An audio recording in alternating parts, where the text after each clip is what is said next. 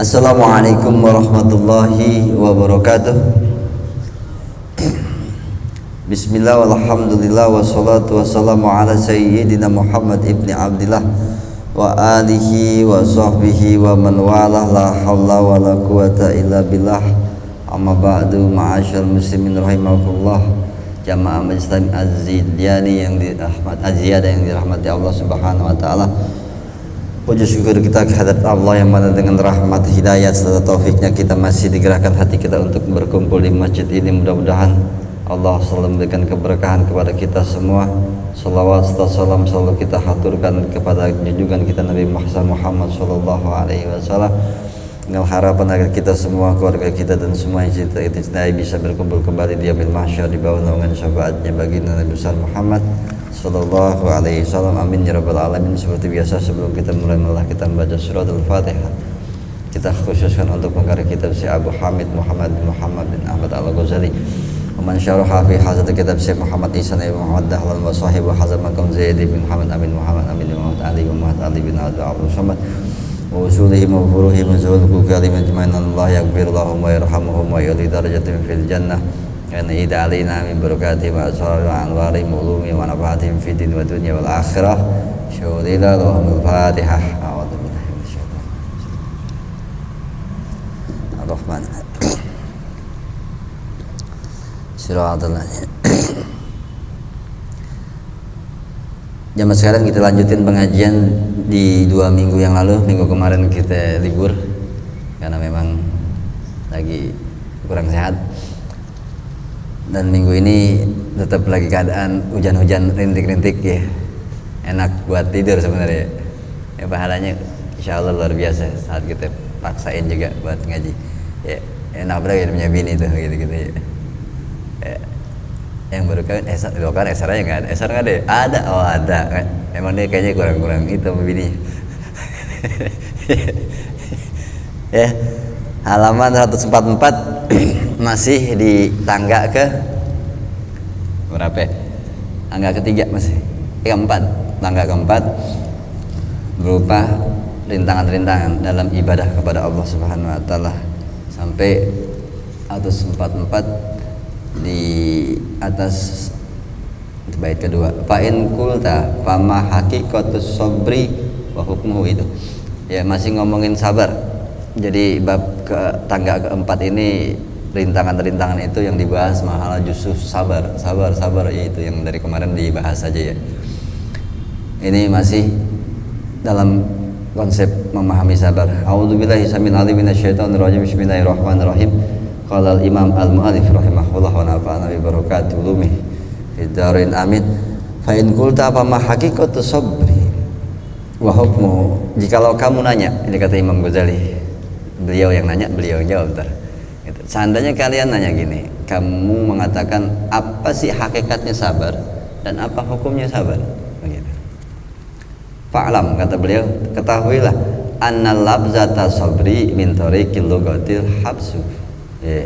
Al-habsu. Jadi menurut jalan bahasa, maksudnya menurut bahasa, sabar itu artinya menahan diri. Gitu. Ya, sabar itu adalah menahan diri.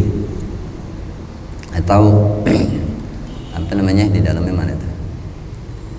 Habsi kafika apa ya?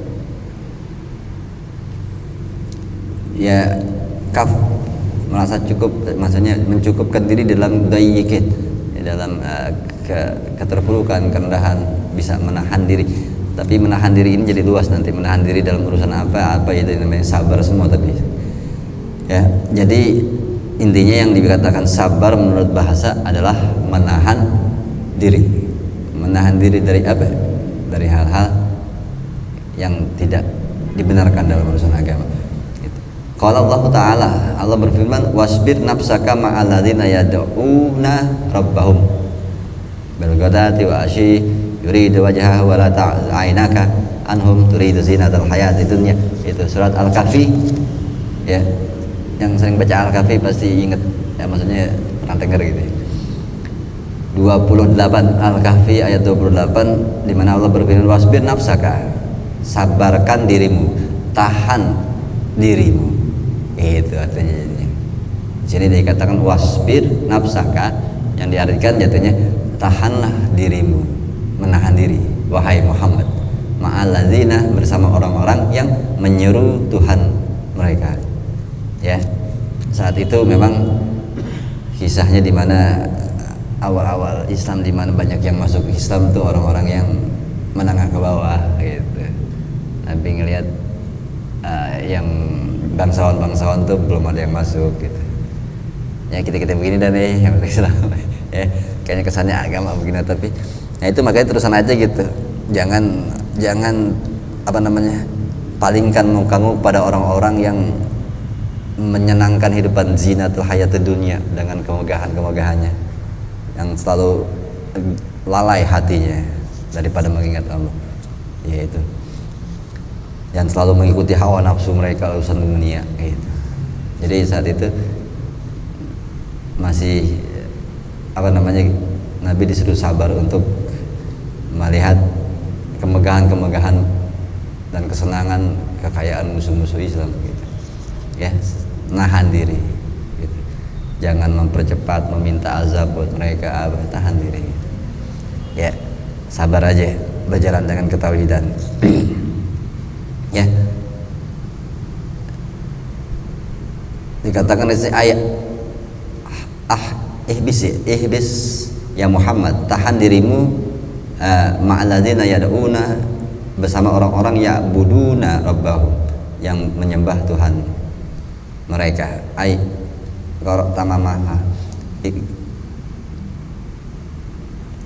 Pembacaan sempurnanya begini ya, ma'alladzina yad'una bil ghadati wal asyi yuriduna wajhahu wala ta'adu ainaka, dan janganlah kamu ya menjadi membalikkan matamu, pandanganmu kepada mereka yang turidu zinatal hayatid dunya, yang senangnya mencari kesenangan dunia. Begitu. Wala tuti man aghfal, dan jangan taat kepada orang yang dilalaikan hatinya daripada mengingat Allah, yang selalu mengikuti hawa nafsu mereka, adalah urusan mereka adalah melampaui batas. Ini ayat udah pernah sih tafsir ya, Al-Kahfi pernah doang, tapi lupa kayaknya memang yang ini gitu. Jadi orang-orang yang kita lihat kayaknya dengan kesenangan-kesenangan dunianya, dengan kemegahannya, ibadah enggak, ngaji enggak, segala macam. Itu sabar aja, jangan berpaling mata kamu ke situ, di situ gitu. Ya, kalau mau begitu nggak apa-apa, ntar berat di akhiratnya. Dunianya pun kehidupan tidak bakal bahagia, jiwanya selalu dirundung dengan permasalahan. Kenapa? Ada sering dijelaskan, Imam Ghazali pernah mengatakan, semakin banyak materi dunia kita, semakin lelah hidup kita. Iya, semakin banyak duit kita, semakin banyak keinginan dunia kita. Semakin banyak keinginan dunia kita, semakin tidak menyenangkan hidup kita. Orang yang hidupnya bahagia adalah orang yang tidak banyak keinginannya di dunia ini. Ya, bagaimana caranya kita nggak banyak keinginan di dunia ini? Ya jangan banyak materi buat kita gitu. Kalau materi banyak boleh, tapi buat berbuat baik. Tapi kalau buat diri kita banyak materi, pastinya akan banyak yang kita pengen. Saat banyak yang kita pengen, pastinya banyak kita membutuhkan orang lain. Saat kita membutuhkan orang lain, itu hidup yang dikatakan nggak mandiri, lelah. Ya, jadi dibilang kebahagiaan di mana kalian tidak banyak keinginan. Ya, gimana caranya nggak banyak keinginan? Ya nggak terlalu banyak mengumpulkan materi dunia. Makanya Nabi kita mengatakan, alaisal gina bikasrotil mal, bukanlah orang yang kaya yang banyak materinya, walakinnal gina nafas, yang dikatakan kaya adalah kaya hati. Ya, saat orang nggak butuh orang lain, itu orang kaya. Ya, kalau orang sudah nggak butuh orang lain, itu namanya orang kaya itu. Apalagi bahkan justru dia yang dibutuhkan orang. Bagaimana caranya kita nggak butuh orang lain? Semakin sedikit keinginan dunia kita akan sedikit kebutuhan orang lain. Itu, paham gak? Itu yang Ghazali kasih pemahaman pada kita. Jadilah orang yang bahagia, yang kaya hati, di mana dia tidak banyak butuh sama orang lain. Bagaimana caranya nggak banyak butuh? Sedikitin keinginan hidup duniamu. Keinginan dunia semakin sedikit, maka kamu akan sedikit membutuhkan orang lain. Itu. Ya, itu makanya orang-orang zuhud hidupnya bahagia aja. Kenapa? Ya, orang pusing mikirin mobilnya rusak, dia nggak mikir kenapa. Ada nggak pengen itu? Orang pusing mikirin kontrakannya begini-begini, tapi dia nggak, karena dia nggak menginginkan punya itu. Akhirnya nggak banyak masalah hidupnya, karena nggak banyak yang diinginkan. Tapi biasanya yang begitu masalahnya adalah anak makmurun, memikirkan hidup orang lain. Itu sudah. Maka itu bagaimana kita bisa menjadi orang-orang yang dikatakan Allah dan Rasulnya itu orang-orang yang mengabdi kepada Allah dengan berbuat baik kepada orang lain, di mana dia aja masih butuh orang. Padahal kalau orang yang namanya wali-waliullah, orang-orang yang soleh menurut Allah adalah orang yang tidak lagi butuh sama orang lain, tapi orang lain butuh sama dia. Makanya hidupnya adalah berbakti sama Allah dengan berbuat baik kepada orang. Kesibukannya adalah membahagiakan orang, bukan membahagiakan dirinya dia. Kalau kita kan kalau banyak keinginan tujuannya apa? Membahagiakan diri kita kan. Ya pengen punya kolam apa segala macam, aduh pusing manggil tukangnya, waktu kolamnya bocor, kerjain lagi. Capek ya? Karena ada keinginan punya kolam doang. Terus semakin banyak keinginan kita, semakin lelah hidup kita. Ya, dunia ini penuh tipuan doang. Itu. Jadi Allah memberi pemahaman kepada Nabi kita Muhammad, sabarlah kamu, tahanlah dirimu bersama orang-orang yang taat kepada Allah. Jangan palingkan matamu kepada orang-orang yang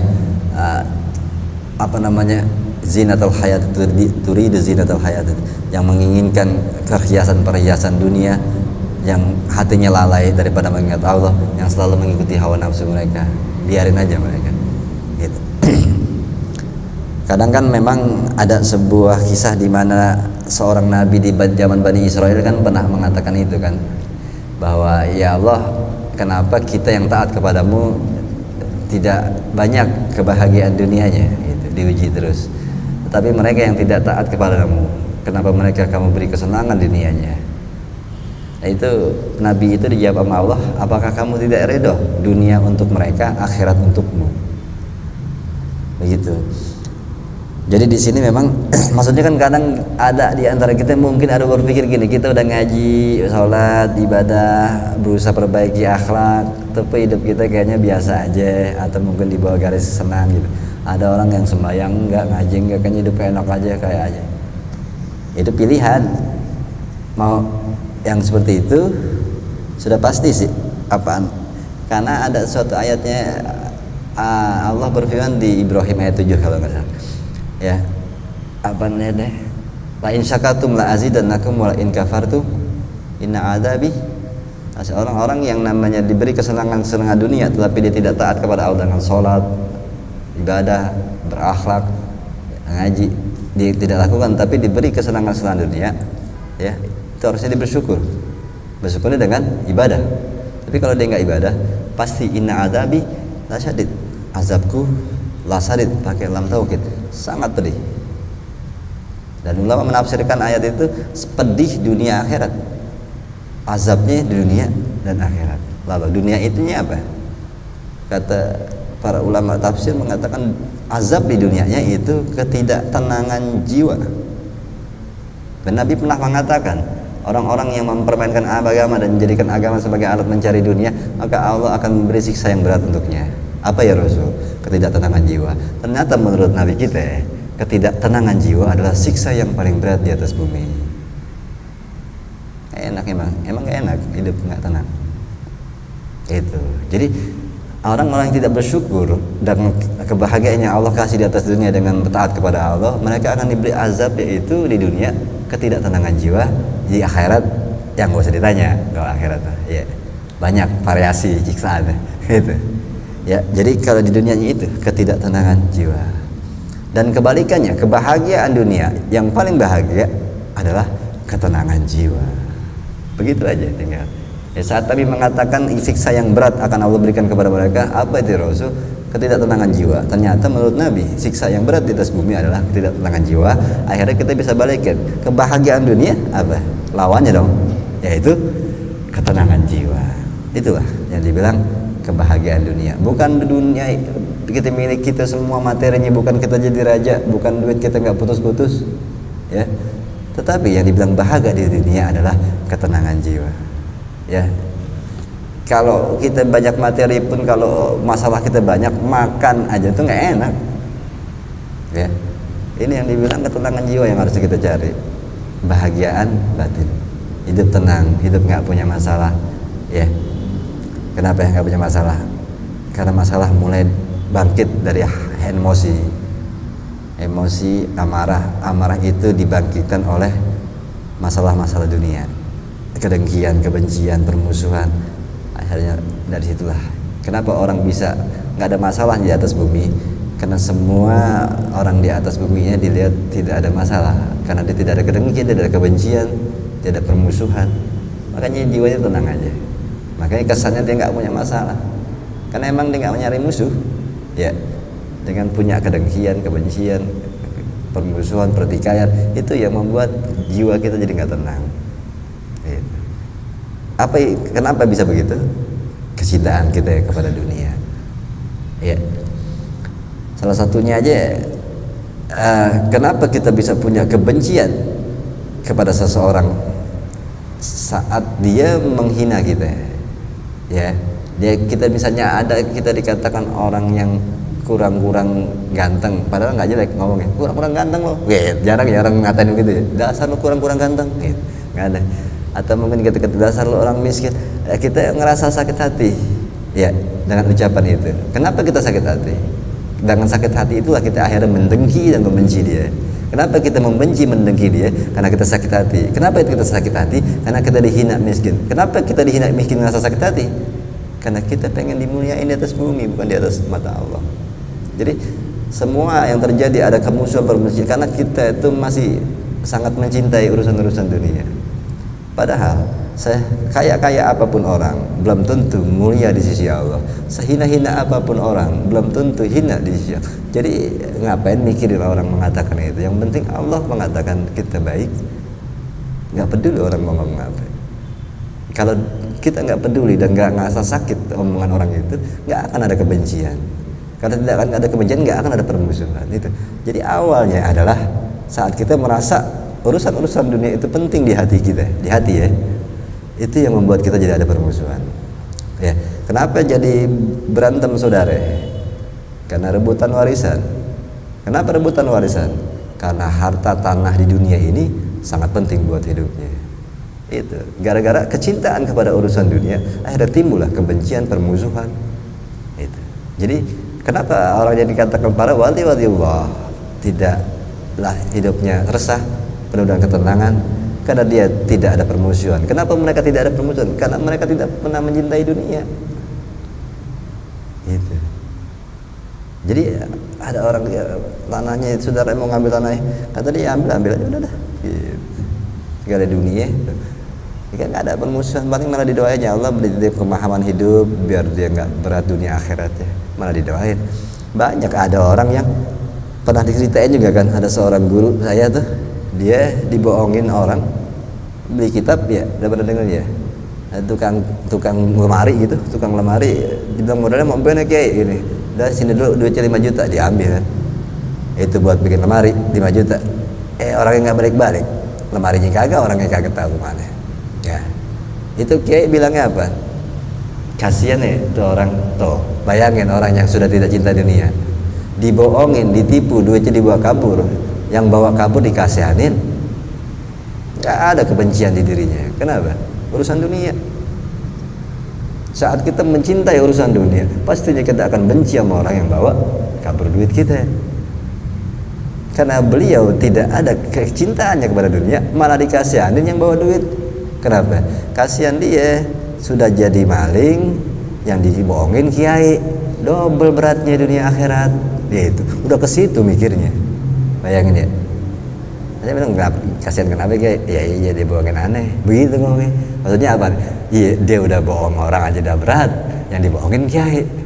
Makanya dia langsung bilang kasihan tuh orang. Karena apa? Hidupnya bakalan menderita dunia dan akhirat. Ya kan, saat orang yang sudah tidak lagi cinta kepada materi dunia, orang sampai menyakiti dia atau menipunya aja tetap dikasihanin, bukan dibenci. Maka itu orang yang tidak cinta dengan materi-materi dunia, maka tidak ada di hatinya kedengkian, kebencian sama orang, dan hidupnya akan jadi tenang. Ya, paham ya? Itu yang harusnya kita renungin. Ya, kurangi kecintaan. Memiliki boleh, bahkan boleh memiliki seluruh dunia ini, nggak mungkin sih. Semua dunia punya kita yang lain kontrak itu boleh, tapi tidak pernah merasa memiliki di hati.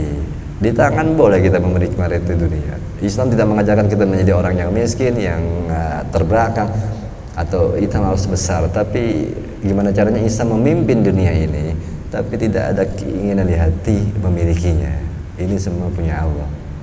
Makanya orang-orang di zaman sahabat begitu mudahnya mereka memsedekahkan materinya. Kenapa? Cuma di tangan, di hati enggak gitu. Nah, yang ini yang jadi salah kita, di tangan kagak, di hati ada mulu kan. Gak boleh lihat orang mobilnya bagus, kayak duitnya halal aja tuh, gitu. Ya kan? Kenapa? Kita nggak punya tapi hati pengen tuh. Kebalik, ya ini yang jadi rusak ya. Jadi isinya cuma kedengkian, kebencian. Nah itu. Kenapa? Tangan tidak memiliki tapi hati sangat mencintai dunia. Akhirnya apa? Timbulnya isinya kebencian, kedengkian. Bayangin, langsung suuzon. Orang mobilnya cakep, tetangga langsung bilang kayak duitnya halal aja. Kok bisa pikirannya langsung negatif? Kok langsung suuzon? Kecintaannya terlalu tinggi terhadap dunia. Hatinya sangat menginginkan dunia. Akhirnya nggak disakitin orang aja, ya, nggak ditipu orang aja sudah ada kedengkian. Yang kayak gini gimana duitnya ditipu gitu? Oh parah. Gue harus meraka dia tuh, gue cari dukun biar mati begitu, sampai dukun di bawah. Ya itu segitunya sama materi dunia, sampai harus permusuhan, sampai ada dua keluarga yang tidak mau deket lagi sama sekali gara-gara materi dunia. Silaturahmi terputus, luar biasa. Kecintaannya terlalu tinggi terhadap dunia. Dan itulah alatnya iblis untuk menghancurkan manusia, yaitu materi-materi dunia. Ya, iblis kan udah pernah diceritain dulu di satu riwayat yang pertama kali manusia membuat uang, dicium, diliatin duitnya, dipeluk, langsung dikatakan, wahai uang, siapapun manusia yang mencintaimu, maka dia otomatis menjadi hambaku. Itu pikirin. Ya, iblis mencium uang, lalu memeluknya, lalu mengatakan kepada uang, wahai uang, siapapun yang mencintaimu, maka dia otomatis menjadi hambaku. Tuh iblis omongannya. Ada lagi hadis Nabi, semua umat sebelumku memiliki ujian, dan ujian umatku adalah harta.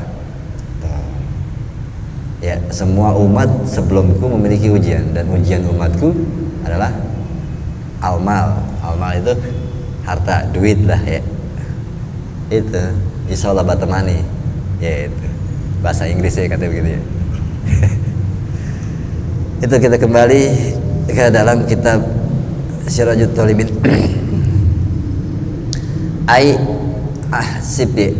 Ahsib nafsaka, tahanlah dirimu wahai Muhammad, ma'ahum wa innama yusabullahu ta'ala bisabri ala makna asbil adabi anil mujrimin. Dan di ayat ini Allah menyatakan bahwa Nabi dan disuruh untuk menahan diri untuk meminta azab kepada orang-orang yang berbuat dosa-dosa. Gitu. Jadi biarin aja gitu. Itu yang kita dikatakan sabar untuk tetap taat kepada Allah, sabar dengan kelakuan-kelakuan orang yang jauh dari Allah tapi semena-mena. Gitu ya, diarin aja. Jangan kita langsung ya Allah saya doain tuh orang itu biar dilaknat, diazab gitu. Gak usah, sabar, tahan diri kita, gak usah mikirin itu urusan Allah gitu. Ya, orang yang durhaka kepada Allah dengan kemewahan dunianya dan songong kepada kita yang ibadah kepada Allah, biarin aja. Jangan berdoa atau mengharapkan mereka diazab. Ya, Allah bilang fasbir nafsaka, tahan dirimu untuk meminta mereka diazab. Begitu. Nabi disuruh begitu sama Allah, jangan, biarin aja. Ya.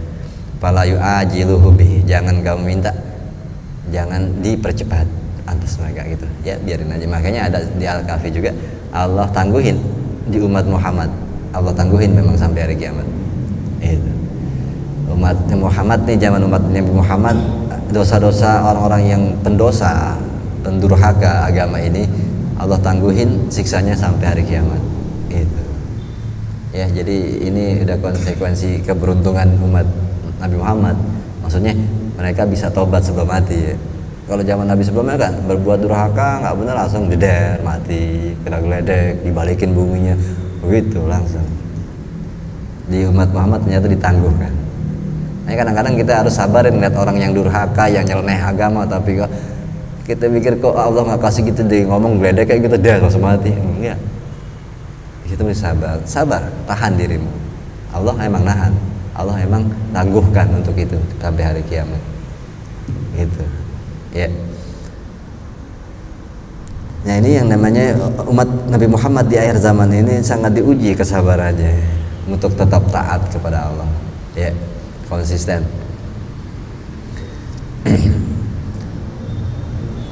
Ada di dalamnya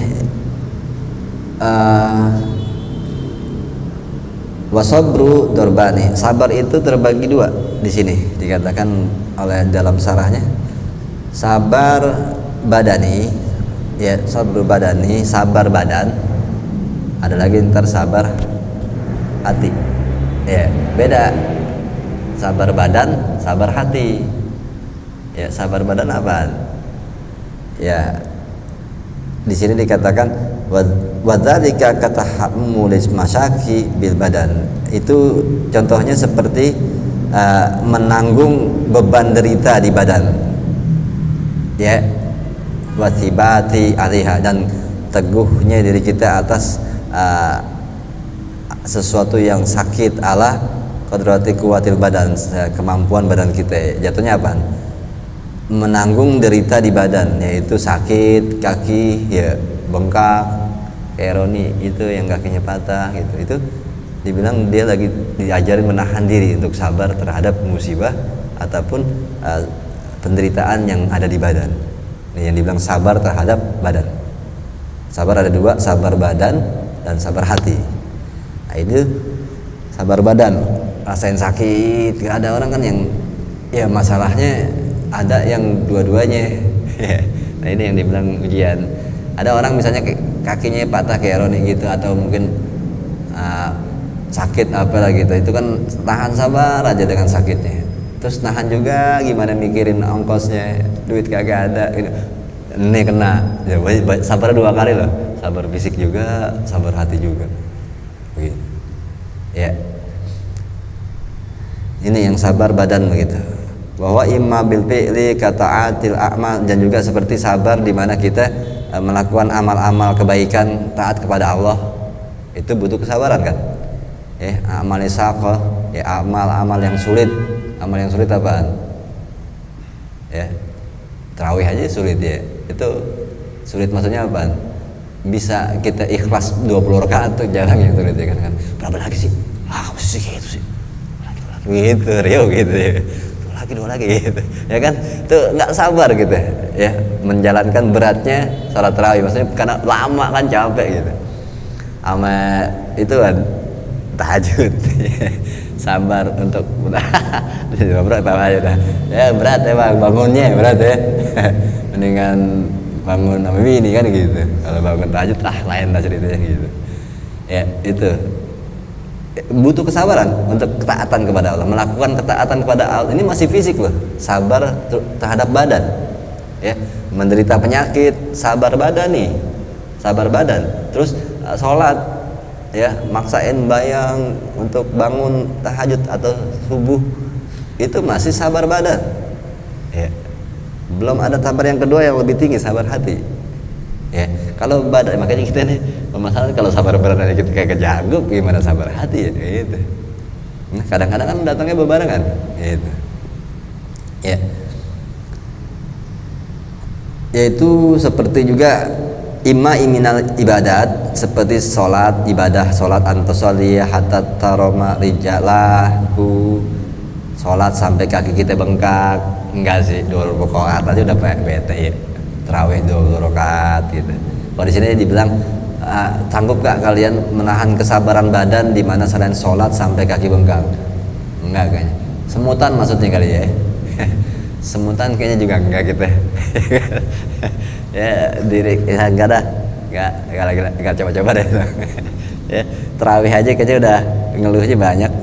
Kalau imamnya bacanya udah dikit-dikit juga Bismillahirrahmanirrahim. Ya jam 1 dah. Gitu aja.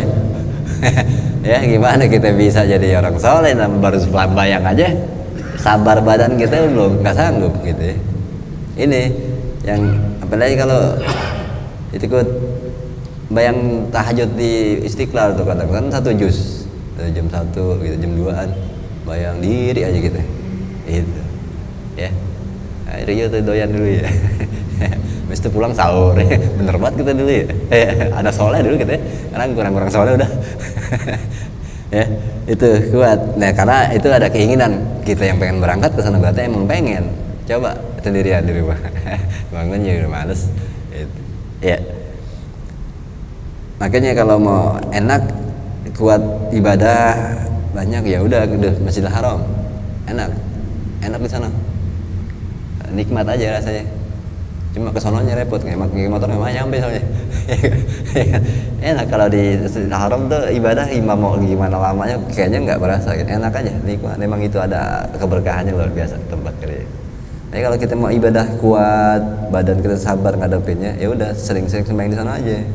Kayak motor menjauh nyampe, menjauh pak. Ya, salat subuh sampai subuh lagi. Itu. Wayasumu muasalan puasa wasol gitu 3 hari makan nggak pakai makan minum aja itu. Bahasanya saubra itu ya. Hatta kuwatuh sampai putus kekuatannya. Putus kekuatan lemes ya. Ada bawa wasol lah. Nah dia tarekat-tarekatnya gitu. Asal makan kagak minum doang hebat gitu ya.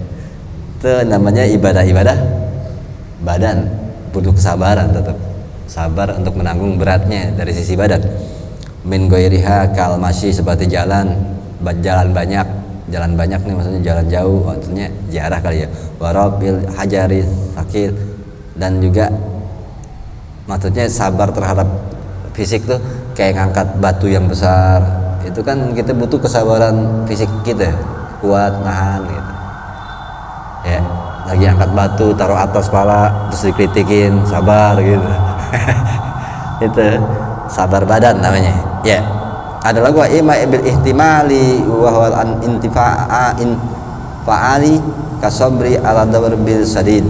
Ya, dan juga seperti kemampuan menahan emosi amarah. Itu. Ini udah mulai ke sini.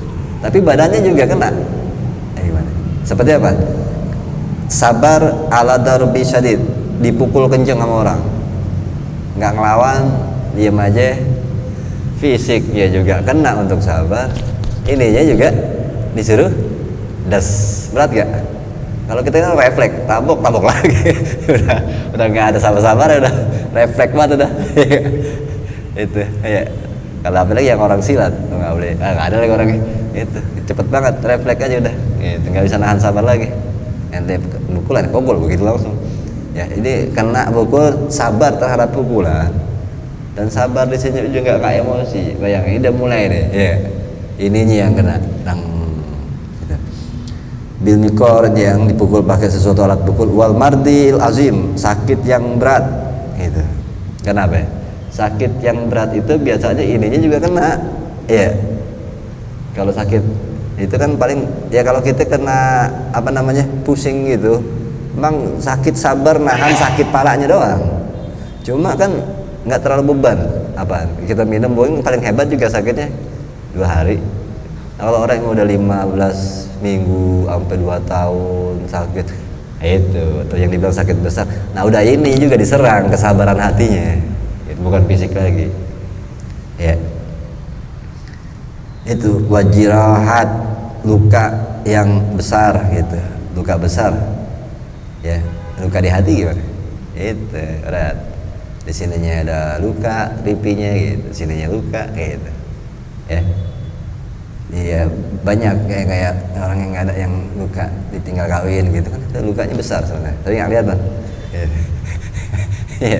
Nggak ada si Jakinya izin nggak datang. Paketan tuh Ciganjur, dua-duanya nggak datang. Lalu apa namanya? Wadzalika qad yakunu mahmudan. Itu semua adalah hal yang terpuji. Ya bisa nahan sabar fisik yang kayak gitu. Bahkan ada mulai menahan emosinya juga, ya. Itu adalah sesuatu yang terpuji. Walakin al-mahmudu tam, tetapi yang dibilang terpuji yang sempurna, perbuatan yang terpuji yang sempurna adalah wadarabu, yaitu suatu macam yang lain, yaitu wa as-sabru anin nafsi, sabar di mana menahan keinginan-keinginan hati. Nah, ini yang kebanyakan kita jeblosnya di sini. Dan emang ini paling tinggi, sabar yang paling sempurna. Yang dikatakan sempurna adalah sabar menahan keinginan-keinginan hati kita, keinginan jiwa kita, keinginan hawa nafsu kita atas urusan-urusan dunia. Sedikit kan yang nyanggup? Itu. Karena itu paling sulit dikerjain. Ya, karena ini yang dibilang sabar, yang macam sabar ini adalah sabar yang sempurna. Wa dzalika bi ayyakifa nafsa'an mustahiyat, yaitu di mana bisa mencukupkan jiwa kita, ya, daripada keinginan-keinginan dan apa namanya tabiat-tabiat yang membawa kita kepada sesuatu yang kita pengen, kepentingan-kepentingan yang diawali dengan hawa nafsu gitu, ya, mengikuti selalu hawa itu keinginan-keinginan terhadap urusan dunia, penyenangan, kesenangan, ya, memanjakan diri lah bahasanya. Itu adalah sesuatu yang kalau ditahan bisa, itu yang dibilang sabar yang sempurna, menahan keinginan hawa nafsu gitu. Ternyata itu lebih tinggi tingkatannya dibanding tadi yang sakit, yang digebuk orang diam, tetap nggak marah, nggak emosi. Ternyata itu kalah sama ini yang dibilang sabar yang sempurna, di mana menahan diri daripada keinginan-keinginan dunia, keinginan-keinginan hawa nafsu kita, tabiat kita yang namanya manusia condong kepada kesenangan-kesenangan. Menahan itu yang dibilang sabar yang paling hebat. Ternyata paling sulit, yang benar buktinya ya. Karena ayatnya juga begitu sih, ditantang kita. Inna ja'alna ma'al ardi zinatan laha linabluwahum ayyuhum ahsanu amala. Al-Kahfi ayat berapa ya? Enggak tahu, lupa. Ada itu. Inna ja'alna zinatal laha, ayat Kahfi kan ya? Inna ja'alna zinatal hayatad dunya linabluwahum ayyuhum ahsanu amala. Kayaknya iya. Allah alam, lupa. Sesungguhnya kami jadikan dunia ini penuh dengan hiasan-hiasan yang menyenangkan. Kami memang sengaja menghias semua dunia ini, dia wahum ayuhum, untuk menguji mereka siapa yang paling nggak pengen. Berarti linabluwahum ayuhum ahsanu amala, maksudnya untuk menguji mereka siapa di antara mereka yang paling baik amalnya. Amal yang paling baik adalah di mana dia tidak menginginkan dunia. Makanya bisa diartikan, aku menciptakan keindahan-keindahan dunia, kenikmatan-kenikmatan dunia. Aku ciptain semua, perempuan cantik, materi, tanah, rumah, megah, duit, emas, semua aku ciptain untuk menguji siapa yang paling gak pengen. Nah, itulah yang akan masuk surga. Berat juga ya.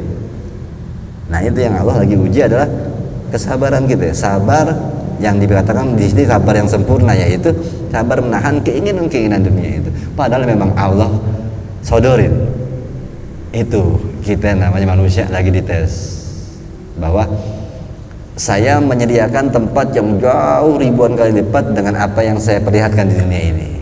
Kalau ngambil yang ini nggak dapatnya di sono, mau nggak saya jadinya di sono, tapi saya uji yang begini, ini ada, tapi kalau kamu nggak ambil yang ini di dunia, saya akan kasih ribuan jutaan kali lipat nikmatnya dari yang ini di sono.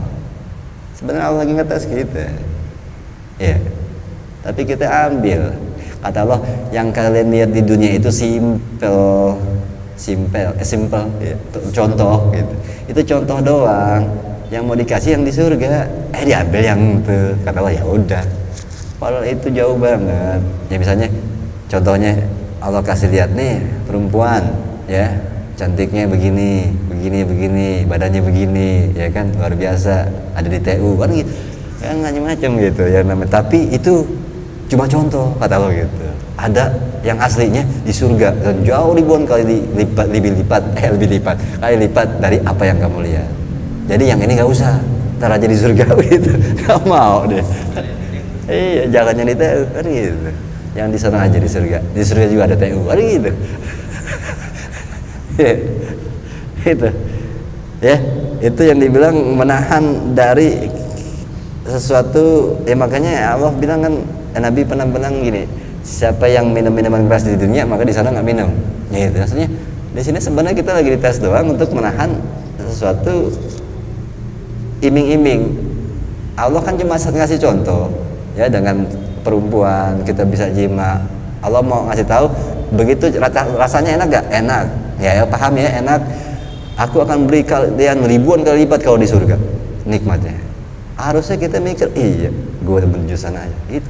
Jadi di sini cuma simpelnya doang, contoh-contohnya doang Allah kasih untuk kita meyakini bahwa Allah udah janjiin di dunia sana, di akhirat, di surga jauh lebih nikmat dari apa yang Allah kasih di dunia ini yang kita tes itu ya.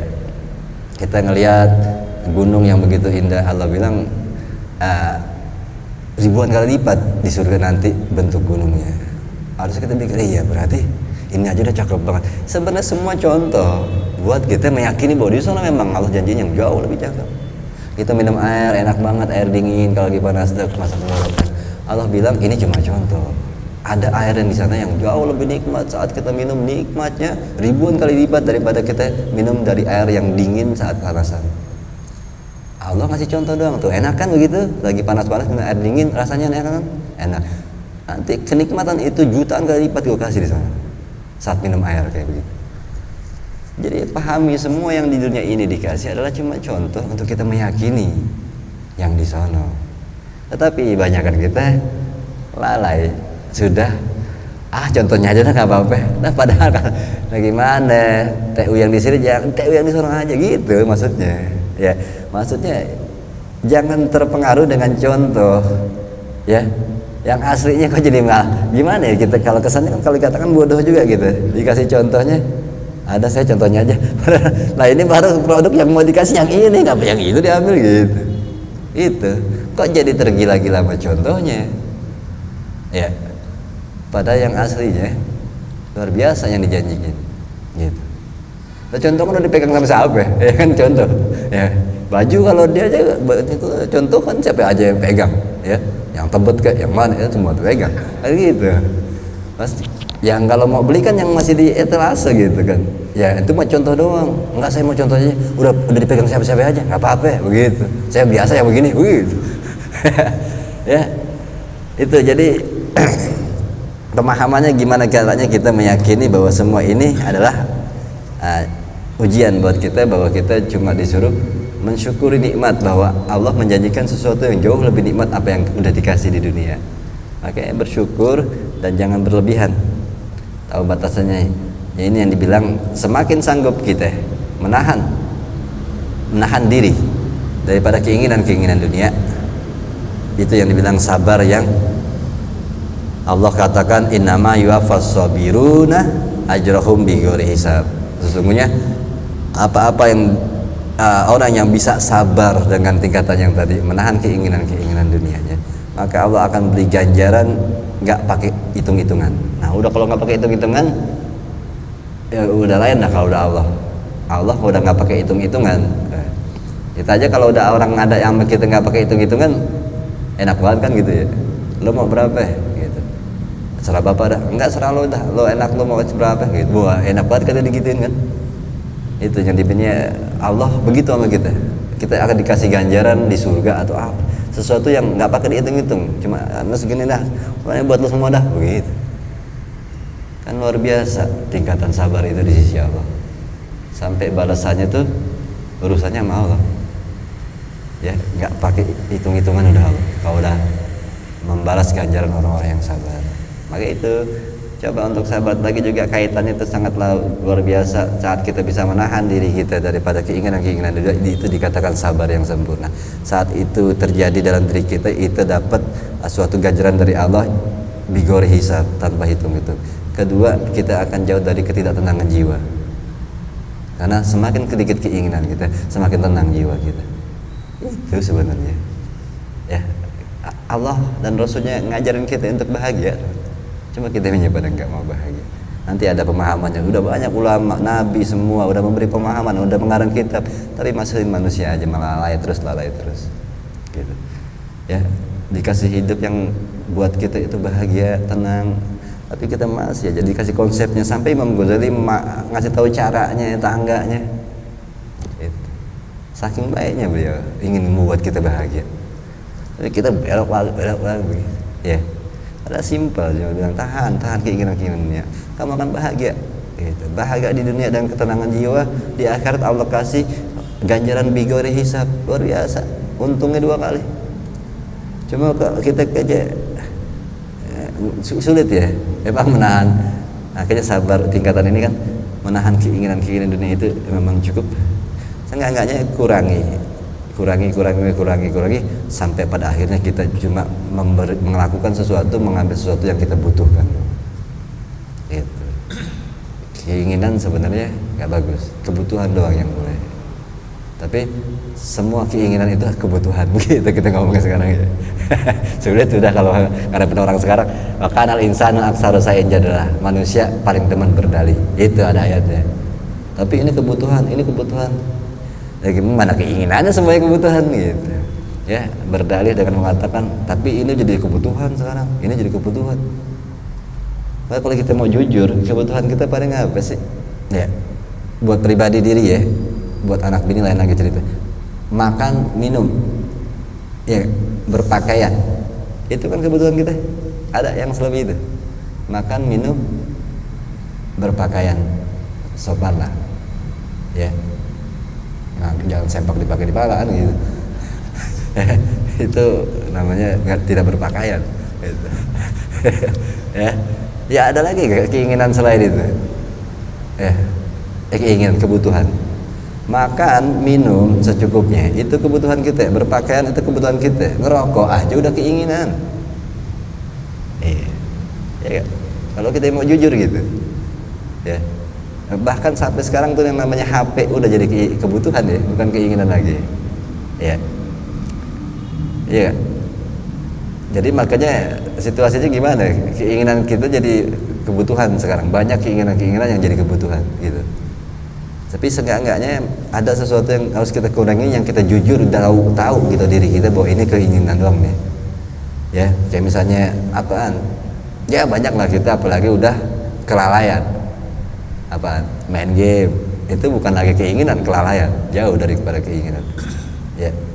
Kita aja disuruh pakainya kebutuhan kita aja. Seenggak-enggaknya kurangi keinginan. Kalau kelalaian udah harusnya dihindari. Begitu. Ya. Kalau nongkrong di TU, kebutuhan apa keinginan? Kelalaian itu. Sampai di sini aja, insyaallah di hadirin Nabi Muhammad sallallahu alaihi wasallam. Al-Fatihah. A'udzubillahi minasyaitonir rajim. Bismillahirrahmanirrahim. Alhamdulillahirabbil alamin. Maliki yaumiddin. Iyyaka na'budu wa iyyaka nasta'in. Ihdinas siratal mustaqim. Siratal ladzina an'amta 'alaihim ghairil maghdubi 'alaihim waladdallin. Wa fanakin hamdan ya rahmanir rahim. Allahumma arhamna hamdana wanfa'na bima 'allamtana wa 'allimna ma yanfa'una wa zidna ilma warzuqna fahma bi rahmatikal wasi'ir rahmanir rahim. Muhammad. Alhamdulillahirabbil alamin. Assalamualaikum warahmatullahi wabarakatuh.